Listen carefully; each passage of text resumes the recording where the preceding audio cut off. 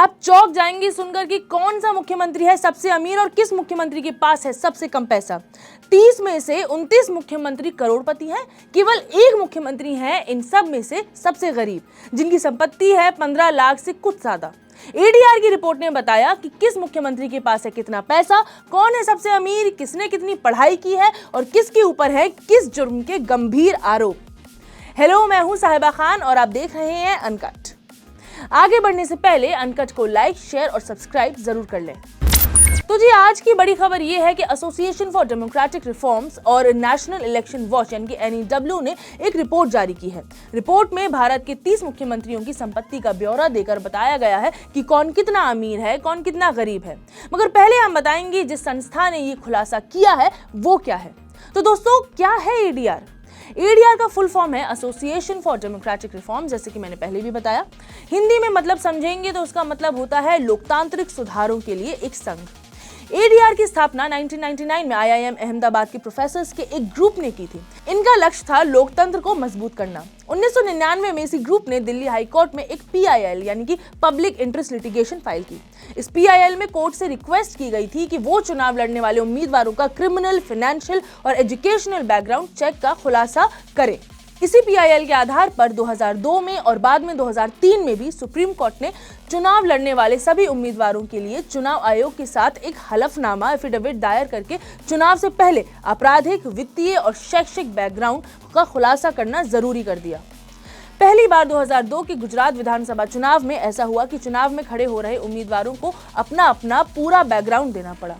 लोकतंत्र को मजबूत करने के उद्देश्य को ध्यान में रखते हुए एडीआर आए दिन खुलासे करता है कि कितने विधायकों पर आपराधिक केस हैं या फिर किस पार्टी को कितना बॉन्ड मिल रहा है, ताकि लोगों को अपने नेताओं और विभिन्न दलों के बारे में पता चल सके। फिलहाल एडीआर ऐसी ही कई रिपोर्ट्स में नेताओं की संपत्ति का खुलासा कर चुका है। साथ ही साथ ये इलेक्टोरल बॉन्ड्स पर भी काम करते हैं कि कौन किस पार्टी को पैसा दे रहा है। तो ये तो था एडीआर का कच्चा चिट्ठा। अब जानते हैं असल मुद्दा, यानी कि एडीआर ने क्या खुलासा किया है। एडीआर के चुनावी हलफनामे के एनालिसिस से क्लियर हुआ है कि देश में 30 में से 29 वर्तमान मुख्यमंत्री करोड़पति हैं।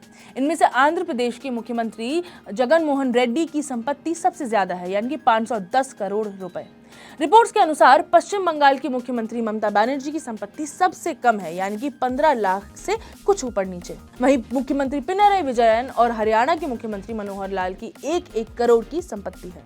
एडीआर और इलेक्शन वॉच के अनुसार वो वर्तमान के 30 राज्यों एवं केंद्र शासित प्रदेशों के मुख्यमंत्रियों के चुनावी एफिडेविट को अच्छे से समझने और उसकी जांच पड़ताल करने के बाद ही इस कंक्लूजन पर पहुंचे हैं। इनमें 28 राज्यों, 2 केंद्र शासित प्रदेशों यानी कि दिल्ली और पुडुचेरी के CM शामिल हैं। इसमें जिन 30 मुख्यमंत्रियों के चुनावी हलफनामे को एनालाइज किया गया है, उनमें से 29 यानी कि करीब 97% करोड़पति हैं और इनकी औसत संपत्ति 33 करोड़ 96 लाख रुपए है। और क्या पता चला है रिपोर्ट में, उस पर थोड़ा ध्यान देते हैं। तो रिपोर्ट्स के अनुसार इनमें से 13 यानी कि 43% ने एफिडेविट में गंभीर आपराधिक मामले होने की सूचना भी दी है, जिनमें हत्या का प्रयास, अपहरण आदि शामिल हैं। इन मुख्यमंत्रियों में टॉप 3 अमीर मुख्यमंत्री हैं। पहले आंध्र प्रदेश के मुख्यमंत्री YS जगन मोहन रेड्डी, जिनकी संपत्ति है 510 करोड़ रुपए। अरुणाचल प्रदेश के मुख्यमंत्री पेमा खांडू की 163 करोड़ रुपए और ओडिशा के CM नवीन पटनायक की 63 करोड़ रुपए। जिन CMs के पास सबसे कम संपत्ति है वो है बंगाल की मुख्यमंत्री ममता बनर्जी, जिनके पास है 15 लाख से कुछ ज्यादा की संपत्ति। फिर है बिहार के CM नीतीश कुमार और दिल्ली के मुख्यमंत्री अरविंद केजरीवाल, दोनों की ही संपत्ति 3-3 करोड़ बताई गई है। रिपोर्ट में मुख्यमंत्रियों की एजुकेशन पर भी एनालिसिस हुआ है। तो जी, कुल 30 मुख्यमंत्रियों में से केवल एक के पास है 10th का सर्टिफिकेट, 3 है 12th पास और 11 है ग्रेजुएट। 4 ग्रेजुएट प्रोफेशनल्स हैं, 9 पोस्ट ग्रेजुएट हैं, एक के पास है डिप्लोमा और एक के पास डॉक्टरेट हासिल है। तो ये थे भारत के मुख्यमंत्रियों में से सबसे अमीर और गरीब मुख्यमंत्री। ये सब वही संपत्ति है जो उम्मीदवार चुनाव में खड़े होने से पहले इलेक्शन कमीशन से साझा करते हैं। एडीआर की 1999 की पहल इतना बड़ा बदलाव लाएगी, ये तो शायद ही किसी ने सोचा होगा।